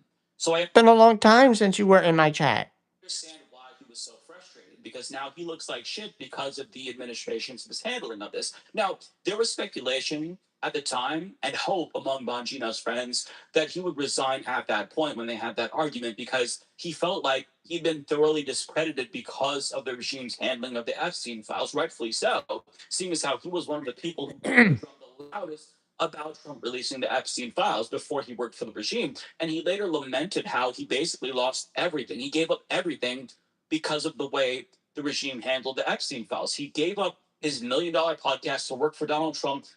And yeah, had he not gave up that fucking podcast to work for Trump, he would not be involved in the shit that he's in right now. He would have stayed being a right wing asshole podcaster.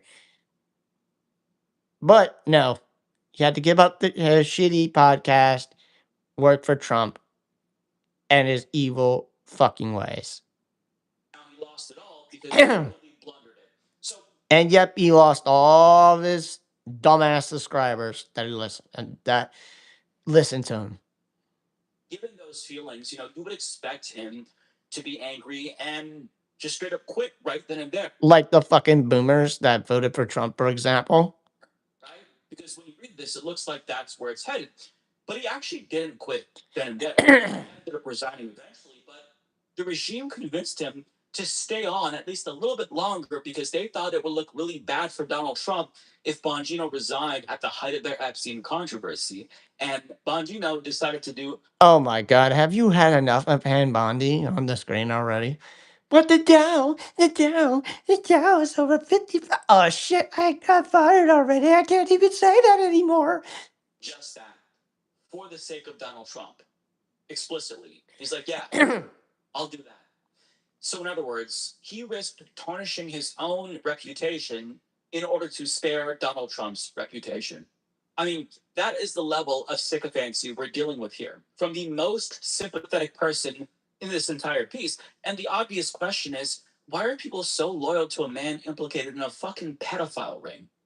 And the answer is because they never really believed that there'd be anything too damning about Donald Trump in the first place. And when they finally discovered red flags in the Epstein files about Donald Trump specifically, they just didn't care. In fact, they were debating how the public would react to a particular allegation they found about Trump's nipple flicking fetish that was revealed by Epstein accuser Sarah Ransom. Quote, in the emails, Ransom claimed that she knew a girl in Epstein's sex trafficking ring named Jen who said she had sex with Donald Trump. Ransom also claimed. Oh, shit.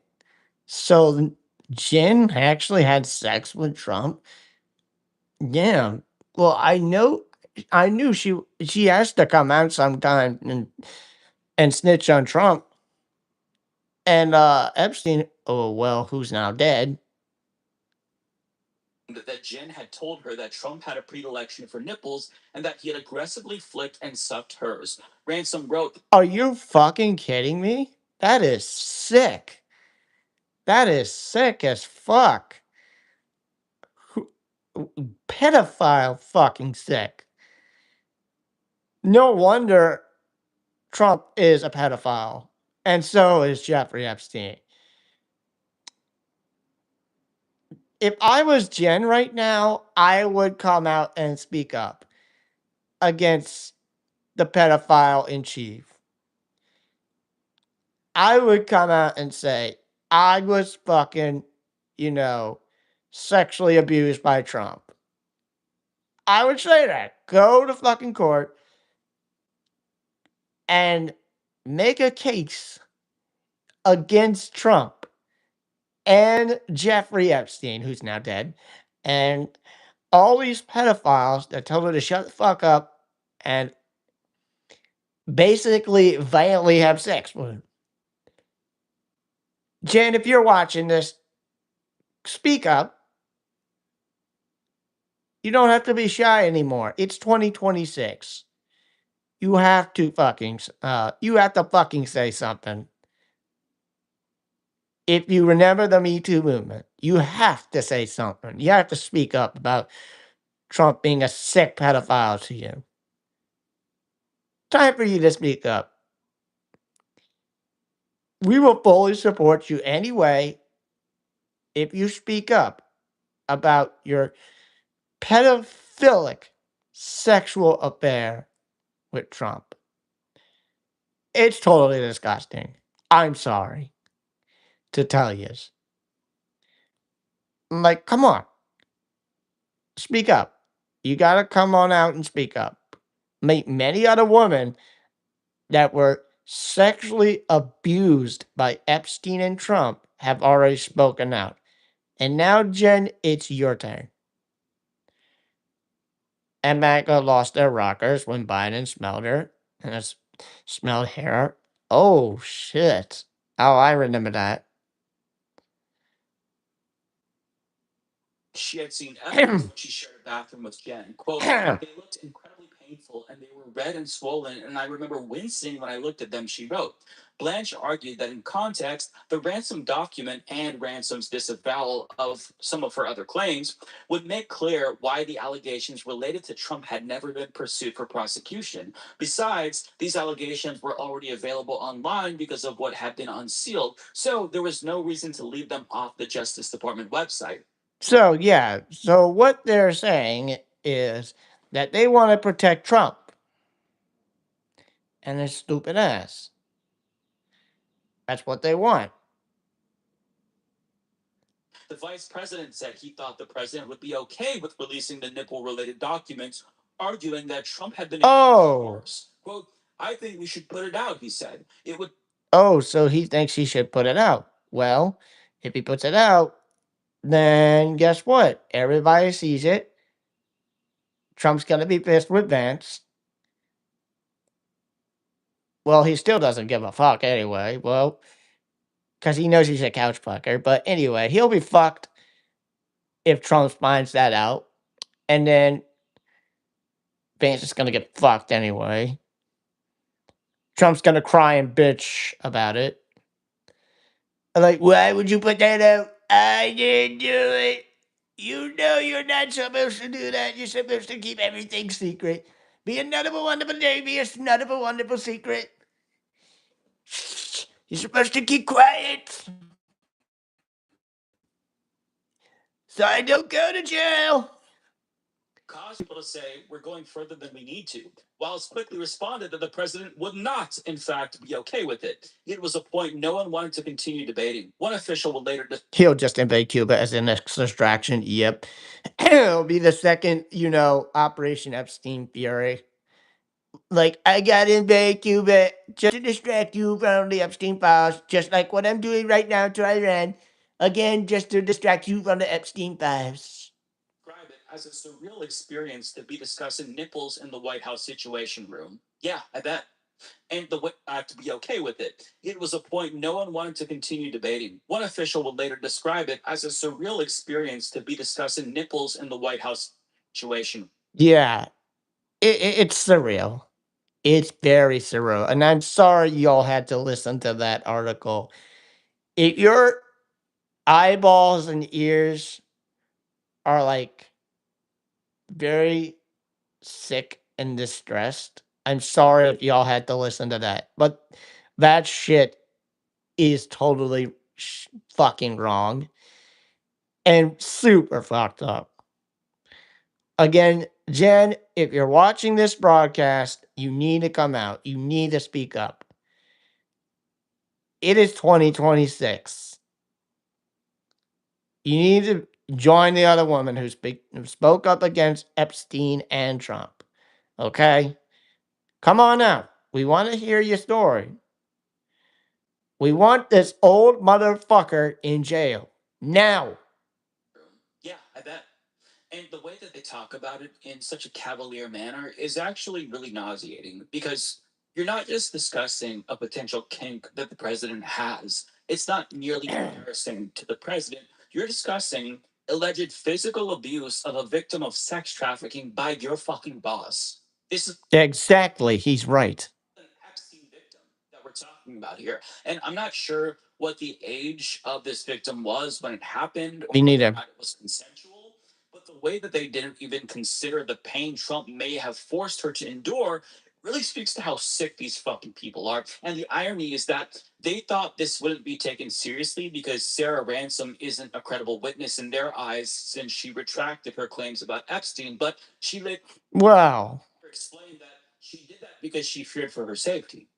So she feared for her safety that she would, you know, get, in Trump's hair and get Trump all pissed off if she snitched on him about the whole Jen experience. And if she did, Trump would be really, really pissed. But again, it's 2026. Come on, y'all. And they all likely have non disclosure agreements, of course. Honestly, we already know too much. What's is needed? I don't fucking know.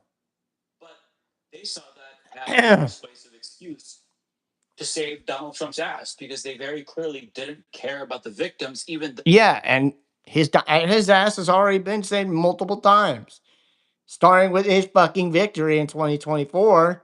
Hello, because he saved himself from going to fucking jail. one of their excuses for not releasing the Epstein files in the first place was that they wanted to protect the victims, which is so ironic because behind the scenes, we now know they were treating Trump like he was the only victim based on how they prioritized getting this to go away as quickly as possible above everything else. And that's the key takeaway, I think, from this story. And it tells you exactly why Donald Trump picked all of these people because their loyalty to him is truly unconditional. But Exactly. again, we already knew that.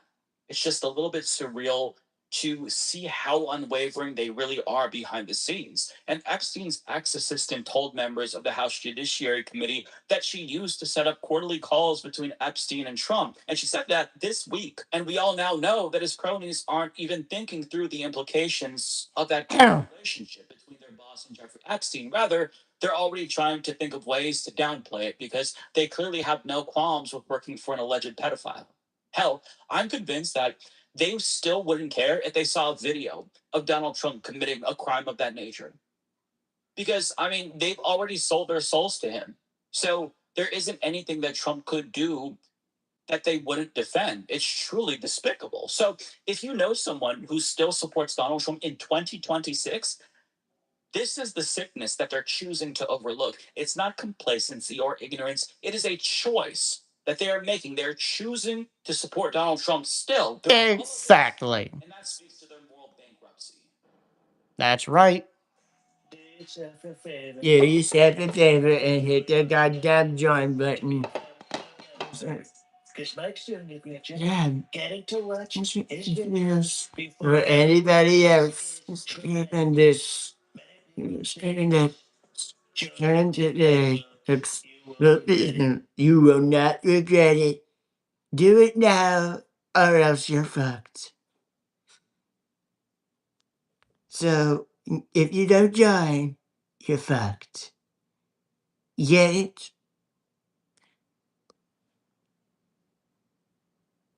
Well, anyway. So I know y'all found that disturbing. Um, and I found it I found that Jen story very disturbing. um, and yeah, Mega would print T-shirts of nipple biting. Good God, I really don't want to fucking see that. If I saw a MAGA printed T-shirt of nipple biting, that means these motherfuckers continue to support a pervert in office. Again, Jen, you're watching me right now for wherever the hell you are. Speak up. Speak up. Open your mouth, snitch on Trump and Epstein. Tell the courts what the hell they did. So you can finally get rid of your sex trafficker named Trump. Have him suffer. FIFA fofa. Well, with that disgusting image, I am going to the gym. Mercy, LT9K. Have a nice rest of the stream, everyone. Mercy, reference frame. Thanks for coming. FIFA fofa. Oh shit! Yeah, since you mentioned that, today is the first day of the FIFA World Cup. I think because today is June 12th. Um, no, but we still gotta boycott FIFA anyway. Let me check. Let me check everything. I think today is the first day of FIFA. I'm not mistaken. Um, because I know people are such dumb shit.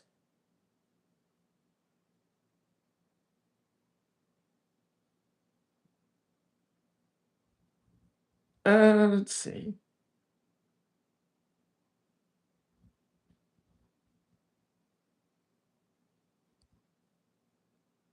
I don't know where the hell it is, but I know it's somewhere. FIFA has been shit for years. Yep, it's been shit for years. We all know that.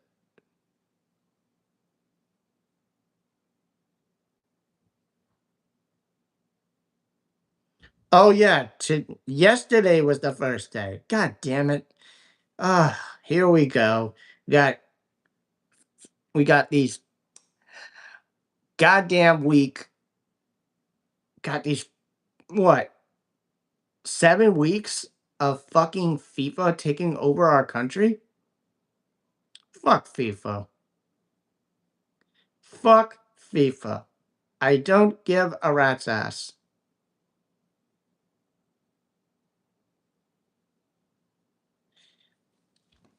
Let's see, what are you saying? The Analog's Rivalry. Thank you, Looney Tunes 9000 for the good stream. See you again soon. I'll see you again at the CERS Tuesday because Monday's my off day from the CERS because I work Mondays till 5.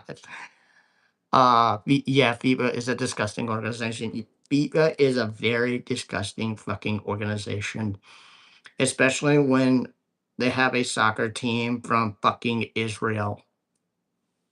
Very disgusting.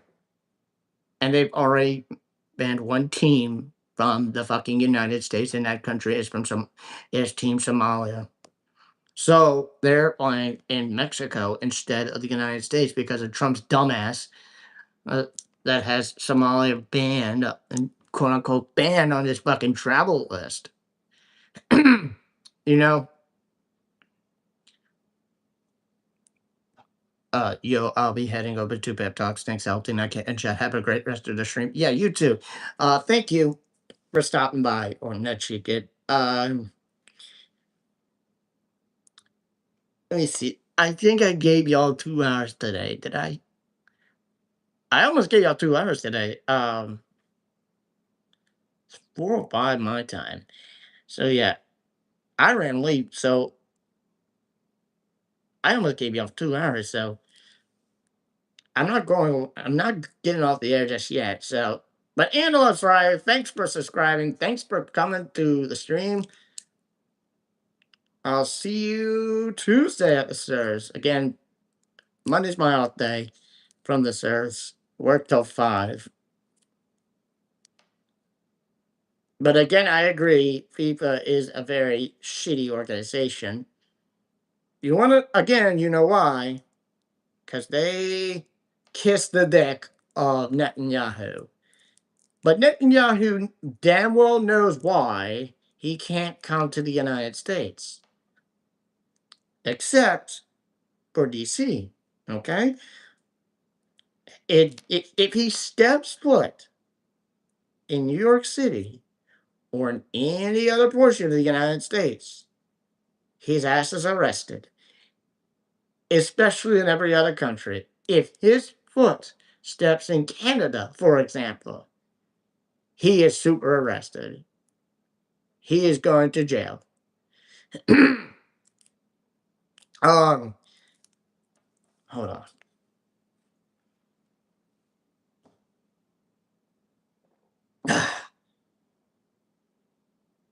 But BCAT, I have good news. You might have missed this. Bender's stream for the leftist mafia is back up. Um Bender won his appeal. So what I'm gonna show you first, I'm gonna show you now is that his stream got back up because of what the hell happened last night. So here's some great news. This is one of the two streams from Bender that got taken down. But happily, Bender's stream got put back up on his main channel, but not the second account. Again, because YouTube pulled Brandon on him. Again, for the term of service on the fucking rifle rule or gun rule, guns on stream rule. You know, that if you remember that happened to Brandon. Oh God, my voice. I've been talking for almost 2 hours. So yeah, I just had to show you that recap because you missed the beginning of my stream. Um, and you also missed a lot of Mafia, mostly because at the near end of Super Chats, uh, Bender streams did get taken down. Main account and second account. But the main account just got put back up.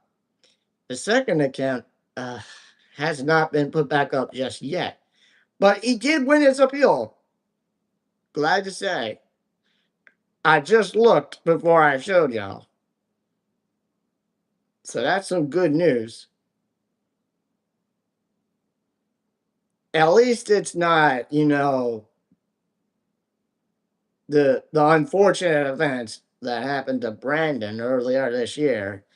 But like I said before in the beginning of the stream, get your shit together, YouTube. And I have been streaming for 1 fucking year. And next week's supposed to be Juneteenth. And I'm supposed to be showing Juneteenth content next week. And that was the very first stream was an AMA. It was a one-off. The first episode of this program didn't come along until last July. So it's my very first anniversary of streaming.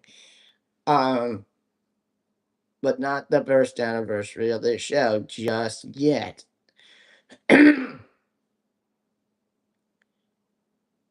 But again, I've learned a lot of things when streaming. But how to learn about getting guests, learn about showing the chats, um, learn about the timing of my streams, when to set up the streams, and I've had one recurring guest, and I have maybe about 6 different guests. As of right now, if I can count, there's about 6 different guests. And over the course of my time streaming, ever since the first one, I went past over 1K subscribers. And all thanks to the chats that we go into that I promoted my channel. And thanks to Mitty, who promotes my channel on the Majority Report chat, for spreading the word about me, who has been on this platform since October 2008. It had been such a long, long damn journey to finally get past 1K subscribers ever since that first stream. And the stream kept going and going and going. And then I set up premieres after years of just doing recorded videos. I learned to do premieres. Um, and then I learned to do occasional breaks to record some episodes. And yeah, I learned a lot along the way. And here's to another year of streaming. Here's to another year of us going together every week. And you've already know the backstory of how I got started streaming. When Francesca gave up her Friday slot, I took that over. Um, but now, ever since, I've grown some competitors like the Vanguard and Jacobin, and on an occasional basis, Francesca and the Surfs. Well, actually, I would have to sign off and send y'all to the Surfs, and an occasional early basis Galactic News Network, but which I would have to sign off for that because I'm the Twitch mod.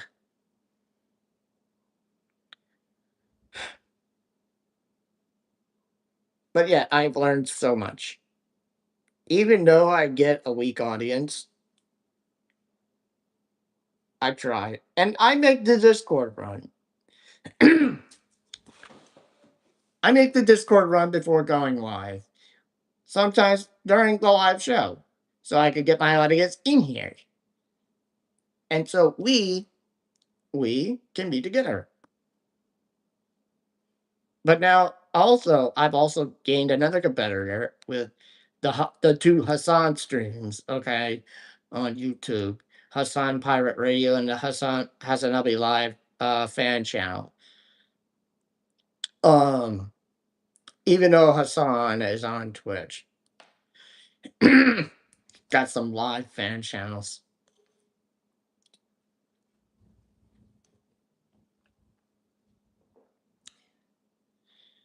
And we've done some news content. We've done a mixture. We've done some things, and I've done some rants about topics like I did today. Most of them were my takes. And I did a couple marathon streams. Um Most of them sometimes be legitly 3 to 5 hours.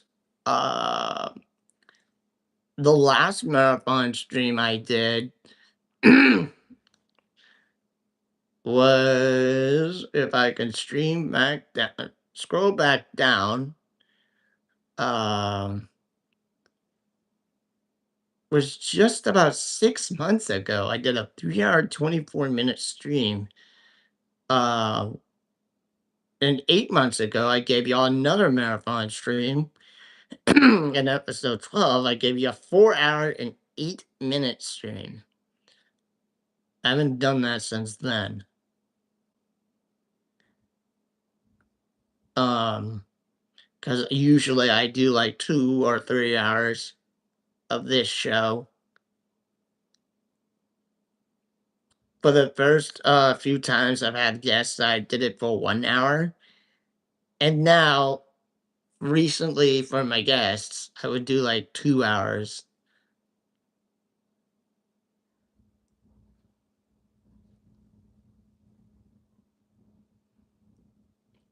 But then again, who the hell knows? It's my show. I do what the fuck I want. And I don't give a fuck about YouTube censorship. I don't give a fuck.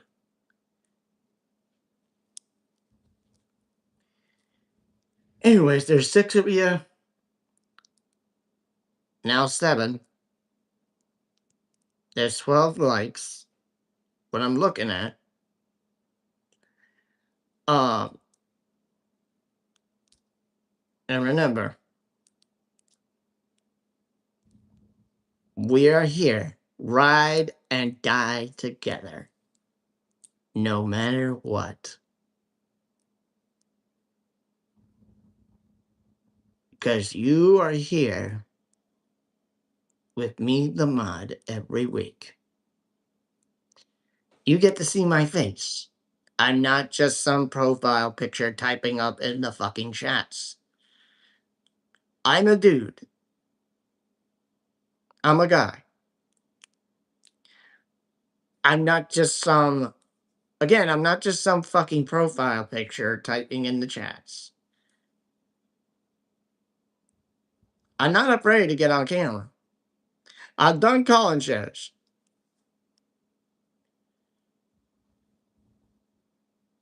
So basically, so yeah, it's been 2 hours.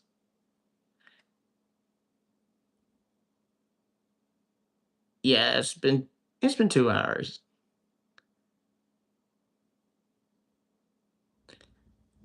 Yeah, I think it's been 2 hours. We've been on the air for 2 hours.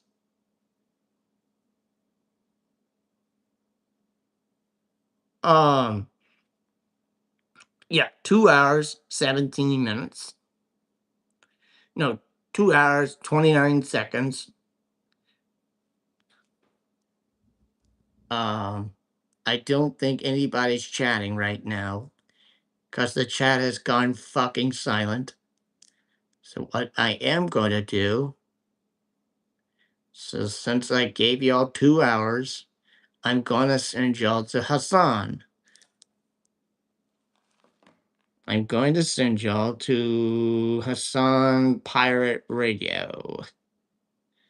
Since I gave y'all 2 hours today. And be fucking generous. I'm being very generous that I gave y'all 2 hours today.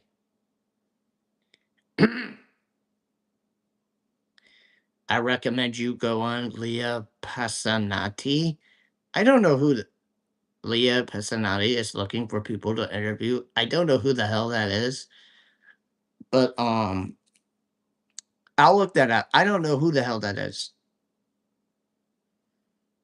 But anyway, otherwise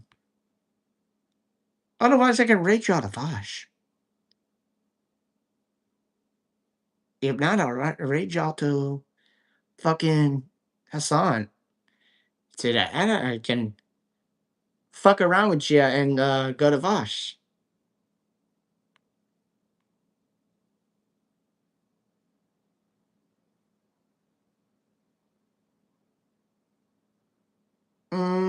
Wait. Oh, the soccer ball. Oh, yes. No, fuck FIFA.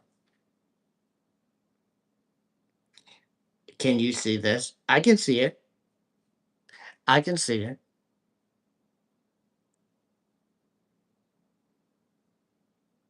Yeah. All right. Okay. Fuck Bosch. I am going to send you all the hustle. Turn the notifications off. I mean, on.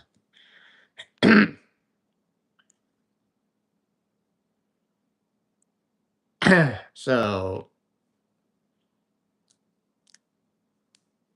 yeah, I can. I can see it too. So, since the chat has gone really fucking silent,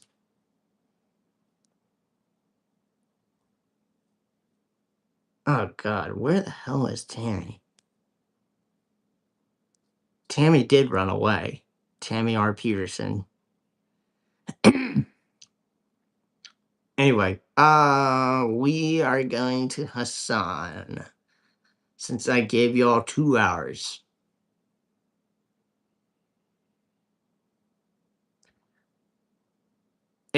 Because I was gonna fuck around with y'all and send y'all to Vosh. See how if you like to go chat with Vosh. If you want to laugh your ass off and scream, see how he screams at his fucking audience.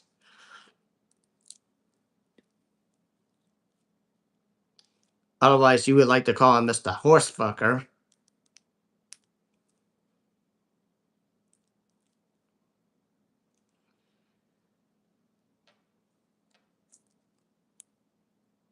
Because of the story of how he liked to fuck horses.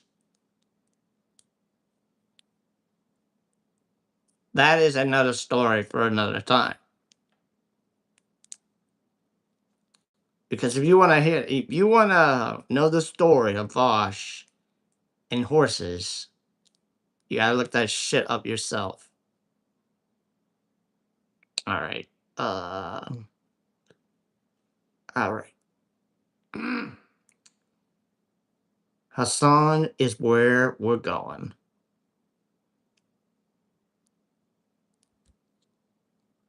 There we are. Message pinned.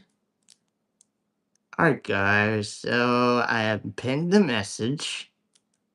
Since you guys have been silent for the last few minutes.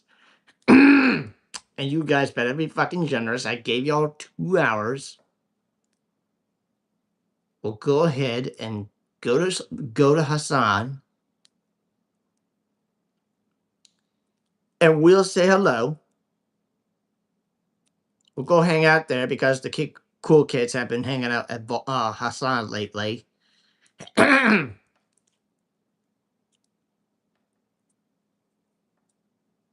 So, yeah, let's go ahead and hang out with Hassan. I'm sorry.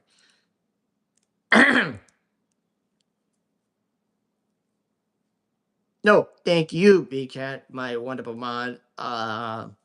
Again, thanks to my wonderful mods, BCat, one of them, sitting there right now. And I'm a girl.